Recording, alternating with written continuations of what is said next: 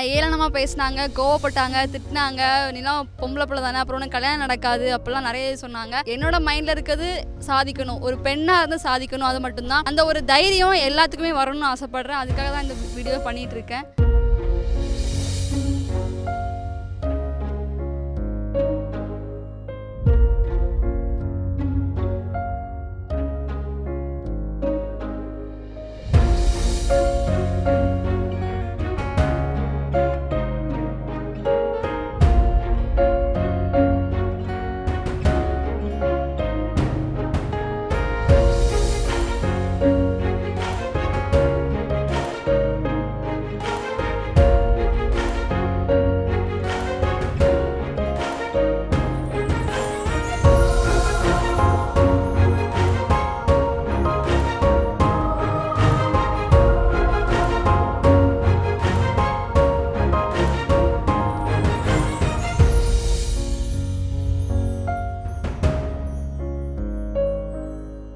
தூத்துக்குடியில் சென்ட் மேரிஸில் தான் வந்து பிஏ இங்கிலீஷ் லிட்ரேச்சர் முடிச்சிருக்கேன்.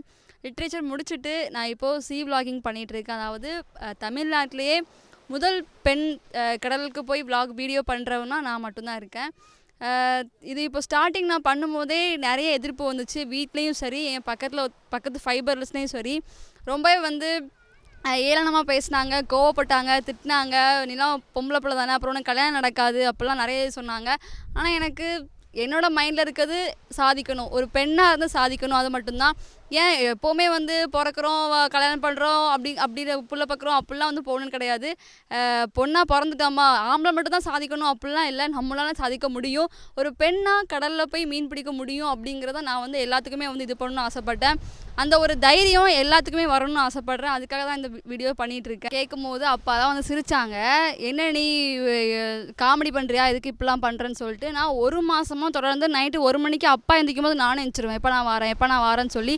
நான் ட்ரெஸ் மாற்றிட்டு உட்காந்துருப்பேன். எனக்கு தனியாக ஒரு பையில் வந்து டவலு, தண்ணி பாட்டில் எடுத்து வச்சுட்டு ஸ்நாக்ஸ்லாம் வச்சுட்டு உட்காந்துருப்பேன். அப்பாவுக்கு வரப்பான்னு நைட்டு தூங்குறதுக்கு முன்னாடி கூட்டு போகிறேன்னு சொல்லுவாங்க. நான் எந்திக்க மாட்டேன்னு நினச்சி சொல்லுவாங்க. நான் 1 மணிக்கு கரெக்டாக எந்திரிச்சிருவேன். ஐயோ எந்திரிச்சாலே அப்படின்னு சொல்லிட்டு என்ன பண்ண தெரியாமல் மழுப்பிட்டு என்னை வந்து அப்படி இல்லை நாளைக்கு கூட்டு போகிறேன்னு சொல்லி டெய்லி ஏமாற்றி 1 மாதமாக நான் அப்படி கேட்டே இருந்தேன். அப்புறம் இந்த ஃபைபரில் கூட வந்து நின்றுருக்கேன். நைட்டு வந்து பக்கத்தில் உள்ளவங்களாம் வந்து இல்லை என்ன இது இங்கே இப்போ இவைக்கு இங்கே வந்திருக்கா அப்படின்னு சொல்லிட்டு, இல்லை ஒன்றும் இல்லை அப்படின்னு சொல்லிட்டு அப்படியே வீட்டுக்கு விட்டுட்டு திருப்பி போயிடுவாங்க.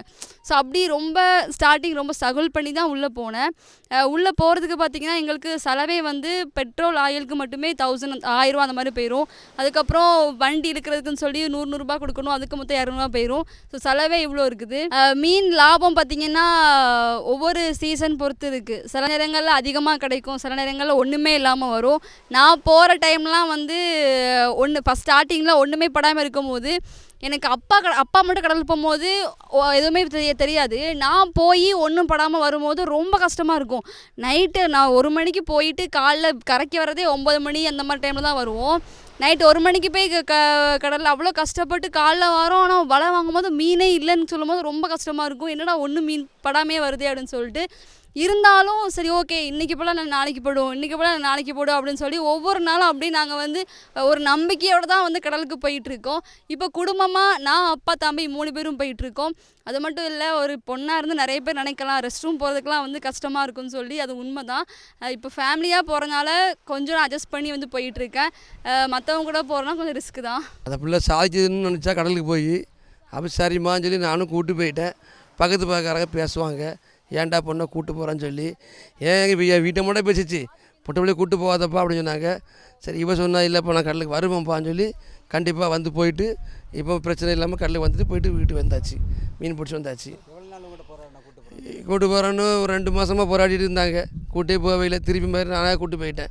இப்போ கூட்டு போய் 2 வருஷம் ஆச்சு. அப்பா வந்து கடலுக்கு இப்போ கூட்டு போகணும்னு நிறைய வாட்டி சொல்லுவாங்க. ஆனால் நாங்கள் வந்து கூட்டு போக மாட்டோம். ஏன்னா அது ஒரு பொண்ணாக இருந்து எப்படி கூட்டு போகணும், ஏதோ ஒன்று ஆகிட்டுனா என்ன பண்ண முடியும், நமக்கு இப்போ நீச்சல் தெரியும், அவளுக்கு நீச்சல் தெரியுமா தெரியாது. அதனால் நாங்கள் வந்து கூட்டு போகிறதுக்கு ரொம்ப யோசிப்போம். ஆனால் வந்து ரொம்ப அடம்பிடிப்பா, எனக்கு கூட்டு போங்கன்னு சொல்லிட்டு சரி கூட்டு போவோமே எப்படி தான் இருக்கான்னு சொல்லிட்டு பார்ப்பேன்னு சொல்லிட்டு கூட்டு போனோம். பரவாயில்லை, வாந்தி எடுக்கல எதுவுமே. ஃபஸ்ட் டைம் வந்து எல்லாருமே வாமிட் எடுப்பாங்க, ஆனால் என் அக்கா வந்து வாமிட்டே எடுக்கவே இல்லை. ஸோ ரொம்ப பெருமையாக இருந்தது. இப்போ வந்து நல்லா கடலுக்கு வர மாதிரி நல்லா இப்போ ஒரு இதாக இருக்காங்க. மீனவனோட வாழ்க்கையை பற்றி சொல்லணுன்னா, ஒரு ஜான் வயிற்றுக்காக இந்த கடலோட வந்து போராடிட்டு இருக்காங்க. கூடவே சேர்ந்து இப்போ நானும் போராடிட்டு இருக்கேன். நம்ம கடலுக்கு போகிறோம், எல்லோரும் வெளியே இருந்து பார்க்குறவங்க வந்து சில பேர் வந்து முன்னாடிலாம் வந்து மீனவ ரொம்ப ஏளனமாக அப்படிலாம் வந்து பேசியிருக்காங்க. ஆனால் நாங்கள் படுற கஷ்டம் எங்களுக்கு தான் தெரியும். நாங்கள் போகிறது வந்து சும்மா போயிட்டு வரோம் அப்படி இல்லை, அந்த கடலோட கடந்து போராடுறோம், அவ்வளோ கஷ்டப்பட்டு போயிட்டு வந்துட்டுருக்கோம். அது மட்டும் இல்லை, பெண்களை பற்றி பேசணும் அப்படின்னா என்ன மாதிரி இந்த சொசைட்டியில் இருக்க பெண்கள், சிட்டி சைடு எப்படின்னு தெரியல, ஆனால் எங்கள் ஊர் கிராமத்தில், எங்கள் ஊர் சுற்றி தூத்துக்குடி மாவட்டத்தில் பார்த்திங்கன்னா நிறைய பெண்கள் என்ன மாதிரி நிறைய சாதிக்கணும் அப்படிங்கிறதான் என்னோட ஆசை. நிறைய பேருக்கு திறமை இருக்குது, நிறைய பேருக்கு ஆசை இருக்குது. ஆனால் அதை மனசுக்குள்ளேயே வச்சு பூட்டிட்டு வீட்டுக்கு பயந்து அடுத்தவன் என்ன சொல்லுவான், பக்கத்தில் என்ன சொல்லுவான்னு சொல்லிட்டு அவங்களோட திறமையை ஆசையை வந்து வெளியே கொண்டே வர மாட்டேங்கிறீங்க. ஆனால் அதை பற்றி எதுவுமே யோசிக்காதீங்க. உங்களுக்குள்ள ஒரு தீர்ப்பாக ஃபஸ்ட்டு கஷ்டமாக தான் இருக்கும், ஃபஸ்ட்டு அவ்வளோ கஷ்டமாக இருக்கும், நீங்கள் அழுவீங்க, அவ்வளோ கஷ்டமாக இருக்கும். ஆனால் அதையெல்லாம் நீங்கள் மனசில் வைக்காமல் அதை தாண்டி நீங்கள் வந்து உங்களோட இதை மட்டுமே ஃபோக்கஸ் பண்ணி நீங்கள் போனீங்க அப்படின்னா கண்டிப்பாக நீங்கள் வாழ்க்கையில் ஜெயிக்கலாம். ஸோ கண்டிப்பாக பெண்கள் எல்லாருமே உங்களோட எய்மை நோக்கி, ட்ரீமை நோக்கி முன்னே போங்க. இப்போது நான் பார்த்தீங்கன்னா ஒரு ஆண்டர்ப்ரனராக இருக்கங்க சொல்லும்போது பெருமைப்படுறேன்.